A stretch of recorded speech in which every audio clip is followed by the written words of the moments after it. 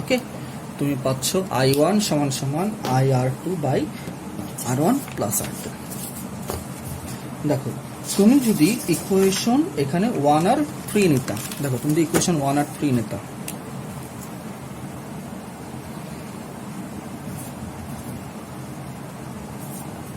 দেখো 1 আর 3 তুমি যদি নিতা তাহলে তুমি কি পেতা যে I2 R2, দেখো I2 R2 সমান সমান IR2, তাহলে তোমার I2 R2 সমান সমান IRP, বা তোমার I2 R2 সমান সমান IRP কত ছিল R1 R2 by R1 plus R2।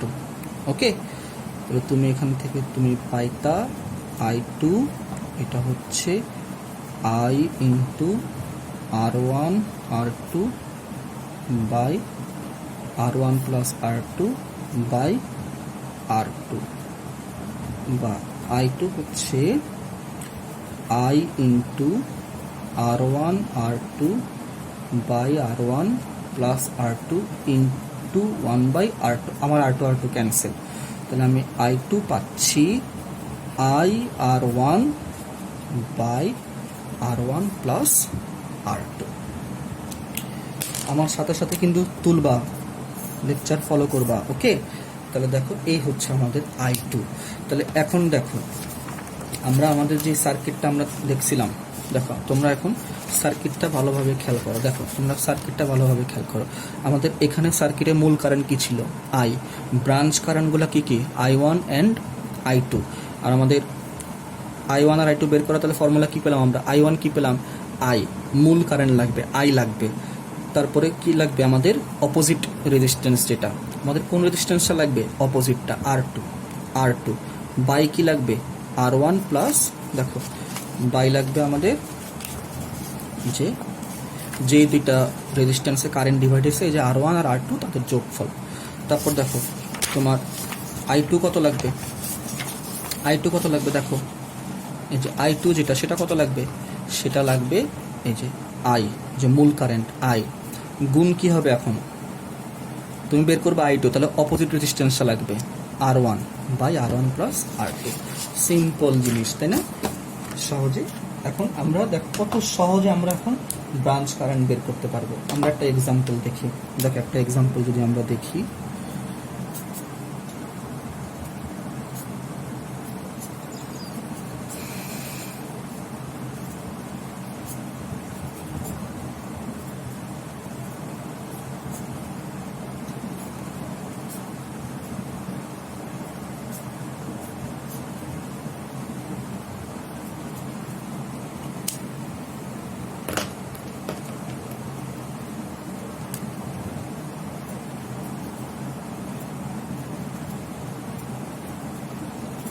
দেখো স্টুডেন্টস এই হচ্ছে তোমাদের একটা এক্সাম্পল। দেখো আমি আগে বলবো ভিডিওটা পজ করে নিজেরা ট্রাই করবা, আবার বলতেছি ভিডিওটা পজ করে নিজেরা ট্রাই করবা।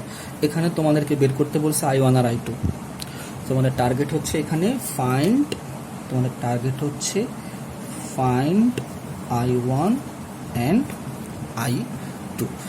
তাহলে আমরা একটা কাজ করি, আমরা আগে দেখো I1 বের করি আর I2 বের করি, যাই বের করি আমার কি লাগবে, আগে বর্তনীর মূল তড়িৎ প্রবাহ I জানা লাগবে না? তাহলে I জানতে হলে আমার কি জানতে হবে, বর্তনীর তুল্য রোধ জানতে হবে। তুল্য রোধ কত, দেখো এই দুটো তো সমান্তরালে আছে, তাহলে এদের তুল্য রোধ কত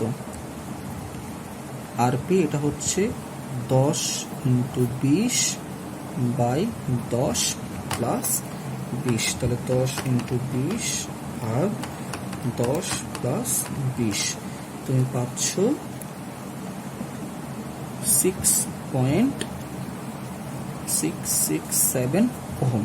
তাহলে বর্তনীর মূল তড়িৎ প্রবাহ I কত, I আসবে তোমার V বাই RP, তাহলে V হচ্ছে 9 বাই 6.667, যেটা হচ্ছে তোমার 1.35 অ্যাম্পিয়ার। এই হচ্ছে তোমার I, ক্লিয়ার? এই হচ্ছে তোমার I। তাহলে বলো তো এখন স্টুডেন্টস I1 কি হবে? দেখো এখন কত সহজে করে ফেলতে পারবা। I1 হচ্ছে I ইন্টু কি I1 বের করতে, তাহলে I ইন্টু কি আসবে 20 বাই কি হবে 20 প্লাস 10, তাহলে তোমার 1.35 ইন্টু 20 ভাগ 30, তুমি পাচ্ছ 0.9 অ্যাম্পিয়ার। তাহলে স্টুডেন্টস I2 কত হবে? I2 হবে তোমার এখানে কি হবে I into R1, I into কি হবে R1, তাহলে I কত 1.35, তাহলে 1.35 ঠিক আছে, ইন্টু R1 এর মান কত 10, ভাগ কি হবে R1 প্লাস R2 কত তোমার 30, সরি তাহলে 1.35 ইন্টু তোমার 10 ভাগ তোমার 30, তুমি পাচ্ছ 0.45 অ্যাম্পিয়ার। এই হচ্ছে আমাদের আনসার। ওকে, আশা করি অঙ্কটা তোমরা বুঝতে পারছো। আমরা নেক্সট একটা এক্সাম্পল দিই। তো শিক্ষার্থীরা দেখো আমাদের এই এক্সাম্পলটা, এখানে আমাদের একটা ব্রাঞ্চ দেয়া আছে, প্যারালাল ব্রাঞ্চ। এখানে আই হচ্ছে 5, তোমাদের আর কষ্ট করে আই বের করা লাগলো না, আই দেওয়া আছে, আই হচ্ছে 5 অ্যাম্পিয়ার। এই আইটা এখানে I1 আর I2 নামে ডিভাইড হয়ে গেছে, আইটা I1 I2 নামে ডিভাইড হয়ে গেছে। এখানে 10 ওহম, এখানে 30 ওহম, এখানে 15 ওহম, এখানে তোমার 25 ওহম। তোমাকে বের করতে হচ্ছে I1 আর I2 কত, তোমাকে বের করতে হবে I1 আর I2 কত। দেখো এই জিনিসটা আমাদের আগের সার্কিটের মতো না, অনেকটা আমাদের আগের সার্কিটের মতো কিনা। দেখো আমরা যদি দেখি আমাদের, হ্যাঁ আমাদের প্রাথমিক যে সার্কিটটা ছিল, দেখো আমরা যেই সার্কিটটা দিয়ে এই যে আমরা করছিলাম, দেখো যে আগের অঙ্কটা আমরা যেটা দিয়ে করছিলাম, দেখো এখানে কি ছিল যে একটা 10 ওহম ছিল, একটা 20 ওহম ছিল, ঠিক আছে। আমাদের যে মূল থিওরিটা আমি আবার একটু দেখি, আমাদের CDR এর যেই মূল থিওরিটা, যেটা মেইন, এটাতে সার্কিট কয়টা ছিল, রেজিস্ট্যান্স কয়টা ছিল, এখানে ছিল একটা R1 আর এখানে ছিল কি একটা তোমার R2, এটা ছিল না, এটা হচ্ছে তোমার I, এটা হচ্ছে I1, এটা ছিল তোমার I2, এটা ছিল আমাদের কিন্তু মূল, এটা ছিল থিওরিতে, এই সার্কিটটা তোমার থিওরিতে ছিল, সেখান থেকে তুমি I1 I2 সহজে বের করতে পারছিলাম। এখন আমাদের যেই সার্কিটটা আমরা এখন তোমাদেরকে দিছি, এখানে কি রেজিস্ট্যান্স একটা, এখানে রেজিস্ট্যান্স দুইটা, এখানে রেজিস্ট্যান্স কয়টা, এখানে কিন্তু রেজিস্ট্যান্স আছে তোমার দুইটা। তাহলে এখানে যদি দুইটা থাকে তাহলে তোমাকে হিসাব করতে হবে কি, তোমাকে কিন্তু মূল থিওরির সাথে মিলাইতে হবে। তাহলে তুমি এই দুইটা মিলে কয়টা হিসাব করবা, একটা। তুমি এই দুইটা মিলে একটা হিসাব করো, এই দুইটা মিলে একটা হিসাব করো।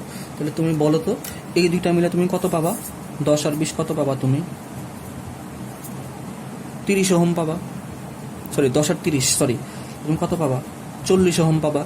তুমি এখানে 25 আর 15 কত পাবা, 40 ওহম পাবা না, 40 ওহম পাবা না। তাহলে দেখো, তাহলে তুমি সার্কিটটাতে বেসিক্যালি কি পাও, তুমি সার্কিটটাতে পাচ্ছ এখানে 40 ওহম আর এখানেও তোমার কি একটা 40 ওহম। ওকে,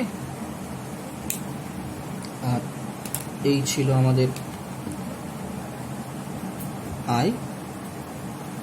আই ছিল আমাদের 5 অ্যাম্পিয়ার। আমাদের টার্গেট দেখো, এটা হচ্ছে I1, এটা হচ্ছে আমাদের I2। স্টুডেন্টস একটা বিষয় খেয়াল করো, এই 10-এ যদি I1 যায়, 30ও কিন্তু I1-এ যাবে, তাই এই দুইটাকে দুইটা হিসাব না করে একটা হিসাব করলাম 40। তেমনি এই 15 যদি I2 যায়, তাহলে 25-এ কত যাবে, I2 যাবে 40। তো আমরা এখন I1 বের করব। আমাদের I1 কি হবে, I1 হবে I ইন্টু R2, এটা হচ্ছে আমাদের R2, এটা হচ্ছে আমাদের R1 বাই, যদিও মান সমান, তাহলে I কত 5 গুণ 40 বাই 40 প্লাস 40, এটা হচ্ছে তোমাদের 2.5 অ্যাম্পিয়ার।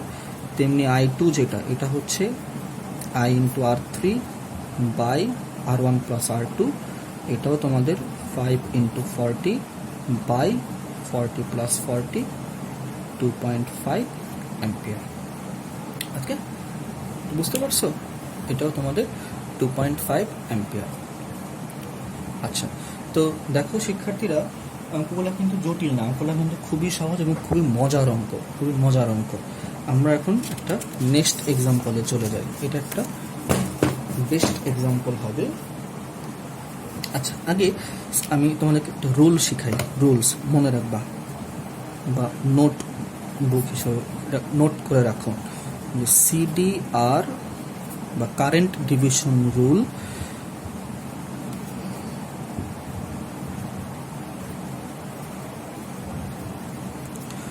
প্রয়োগ করার সময় মাথায় রাখতে হবে কি, ইন ইউর মাইন্ড, মাথায় রাখতে হবে যে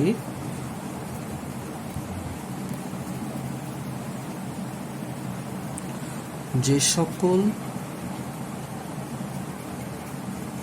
রোধের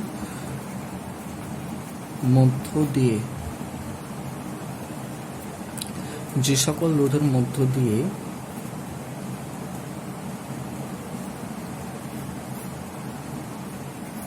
মূল তড়িৎ প্রবাহ বিভাজিত হবে না। কোনটা মাথায় রাখতে হবে? মূল তড়িৎ, যেটা যে মূল তড়িৎ বিভাজিত হবে না সেই সকল রোধ সিডিআর সূত্রে আসবে না। এইটা কিন্তু মারাত্মক ইম্পর্টেন্ট একটা কথা, ঠিক আছে? এটা অবশ্যই মাথায় রাখতে হবে। এক নম্বরে সিডিআর প্রয়োগ করার সময় মাথায় রাখতে হবে যে দুইবার লিখছি, যে সকল রোধের মধ্য দিয়ে মূল তড়িৎ, যেটা তোমার মূল তড়িৎ যেটা বিভাজিত হবে না, সেই সকল রোধ সিডিআর সূত্রে আসবে না। আর 2 নম্বরে অবশ্যই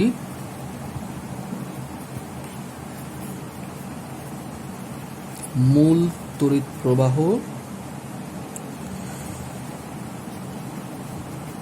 পূর্বের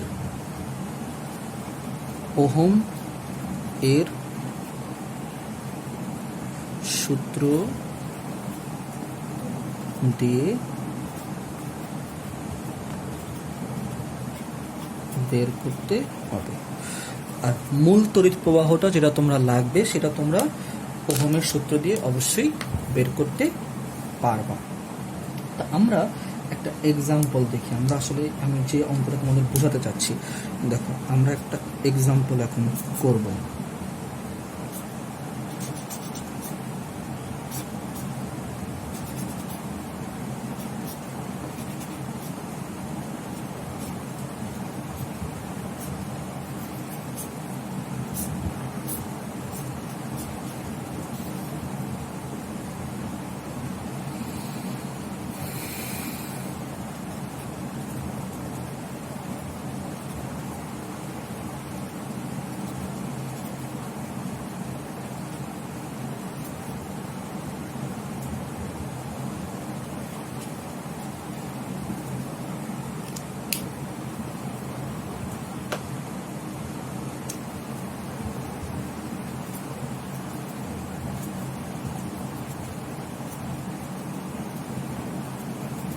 আচ্ছা, তো স্টুডেন্টস, তোমাদের যে কোশ্চেনটা আমি এখানে দিলাম, এই কোশ্চেনটাতে তোমাদেরকে যেটা হচ্ছে, তোমাদেরকে বের করতে হবে ফাইন্ড I1 অ্যান্ড I2। তোমাদেরকে I1 এবং তোমার I2 বের করতে হবে। এই অঙ্কটা আমরা যে সার্কিটটা দেখতেছি, এটাকে আগের আমাদের যে মূল থিওরি, মূল থিওরি সার্কিটের মতো না। সেখানে রোধ ছিল কয়টা? জাস্ট তোমার 2টা, বাট এখানে রোধ কয়টা? তোমার 4টা। তাহলে একটা কথা আমাদেরকে, এই যে আমরা এখন তোমাদেরকে নোটবুক মনে রাখতে হবে কি, সিডিআর প্রয়োগ করার সময় মাথায় রাখতে হবে যে সকল রোধের মধ্য দিয়ে মূল তড়িৎ, এই যে মূল তড়িৎ প্রবাহ বিভাজিত হবে না, সেই সকল রোধ সিডিআর সূত্রে আসবে না। তাহলে মূল তড়িতে যে আই কোথায় কোথায় ভাগ হচ্ছে না, এই 5 ওহমে, এই 10 ওহমে। তাই এই 10 ওহম আর এই 5 ওহম সিডিআর সূত্রে আসবে না। কোন সূত্রে আসবে না? সিডিআর সূত্রে আসবে না। তবে অবশ্যই মূল তড়িৎ প্রবাহ পূর্বের ওহমের সূত্র দিয়ে বের করতে হবে। এই যে মূল তড়িৎ প্রবাহ আই, এটা পূর্বের ওহমের নীতি দিয়ে আমরা বের করতে, তাহলে আমরা কি করব, আমরা ফার্স্টে বর্তনীর তুল্য রোধ বের করি। দেখো আমরা ফার্স্টে বর্তনীর তুল্য রোধ বের করি।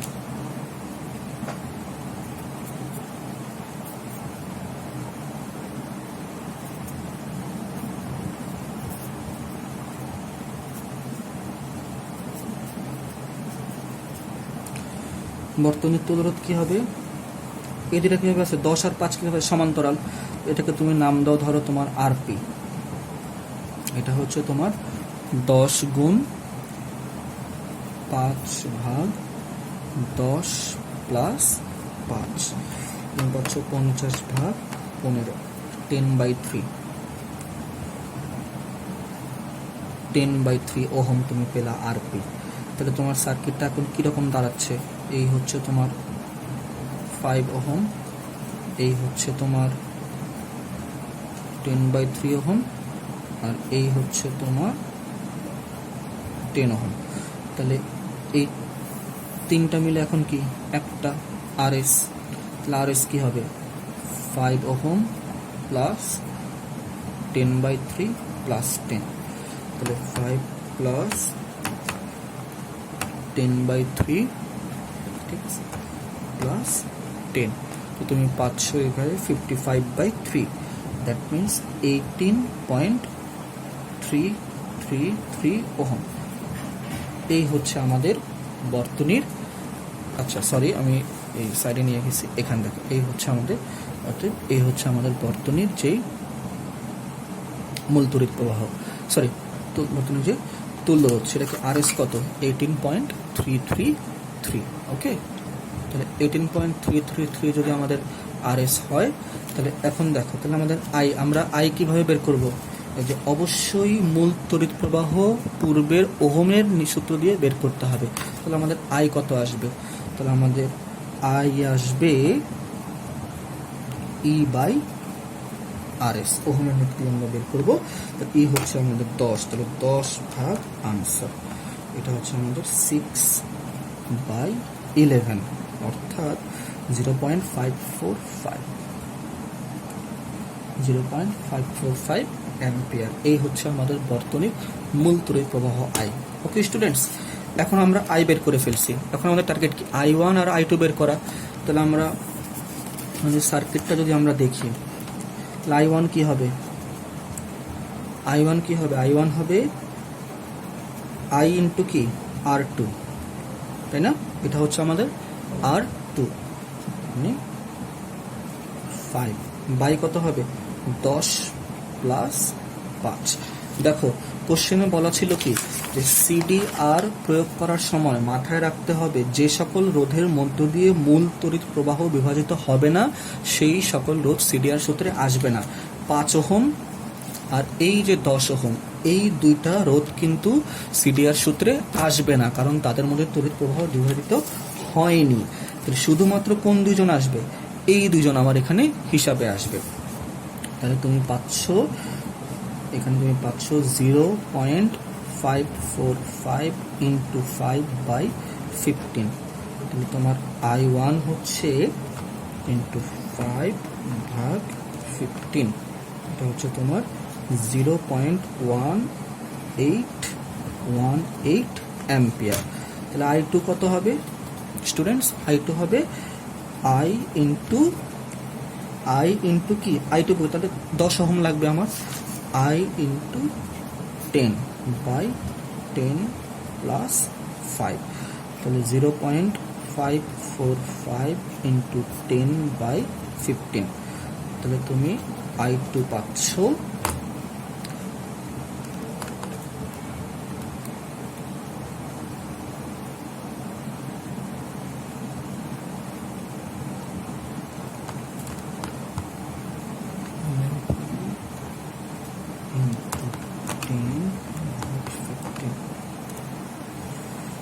0.3636 অ্যাম্পিয়ার। ওকে, এই হচ্ছে আমাদের I1 আর এই হচ্ছে আমাদের I2। তো দেখো, তো অনেকগুলো জিনিস আজকে বুঝালাম, ঠিক আছে। আজকে এই পর্যন্তই থাক। আমি তোমাদেরকে এখন একটা HW দিচ্ছি। এই HWটা তোমরা অবশ্যই বাসায় ট্রাই করবা। আমি কালকে তোমাদেরকে আরেকটা অঙ্ক দিব। কালকে আমরা আরও কিছু অঙ্ক করবো। তোমাদের HW দেখো, HW সার্কিটটা হচ্ছে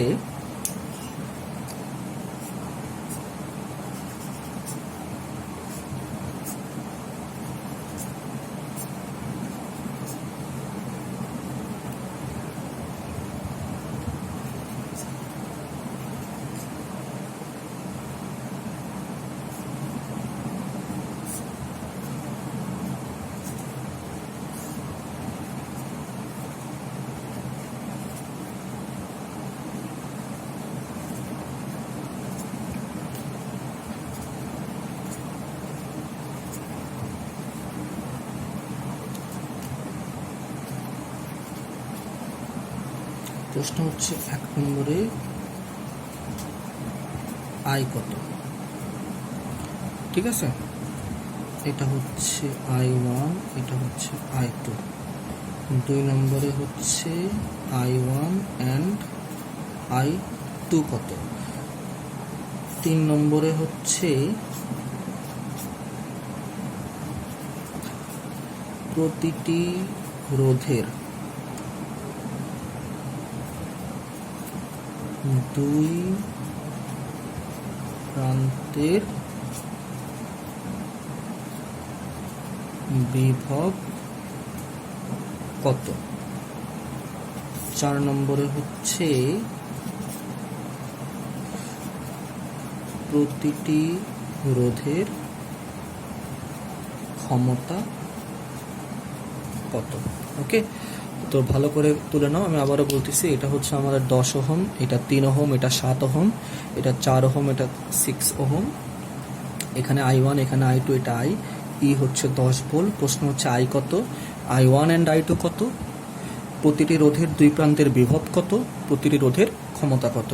ওকে স্টুডেন্টস, তো আজকে এই পর্যন্ত থাকলে অনেকক্ষণ পড়ালাম। তো বাসায় তোমরা লেকচারটা ফলো করবা। সেটা ফলো করলে যদি কোনো সমস্যা থাকে, আমি ইউটিউবে এখন তোমাদের লিঙ্ক দিয়ে দেবো না, তোমরা ইউটিউব থেকে ভিডিওটা দেখে কোনো সমস্যা থাকলে আমাকে কমেন্ট বক্সে জানাবা, ঠিক আছে। আমি পরে ওইটা লাগলে আমি সেপারেটলি ওটার জন্য আলাদা ছোটো ভিডিও বানিয়ে আমি তোমাদেরকে দিব, ঠিক আছে। আর অবশ্যই মানে বাসা থাকবা, স্টে হোম প্লিজ, ঠিক আছে। প্লিজ স্টে হোম, বাসা থেকে বের হবে না। কারণ তুমি দেখতেছো বাংলাদেশে কিন্তু মরার রেট বাড়তেছে এবং আক্রান্ত হওয়ার রেট ডে বাই ডে বেড়ে যাচ্ছে। তুমি সেফ থাকবা, তোমার প্যারেন্টসকে সেফ রাখবা, আর এর মধ্যে পড়াশোনা চালিয়ে নিতেই হবে, ঠিক আছে। স্টুডেন্টস মানেই তোমাদের পরিচয় হচ্ছে পড়াশোনা দিয়ে, তো পড়াশোনা কিন্তু বন্ধ রাখা যাবে না। ওকে, তো ভালো থাকো, দোয়া করবা সবাই আমার জন্য দোয়া করো। ওকে, আসসালামু আলাইকুম, আল্লাহ হাফিজ, স্টে হোম।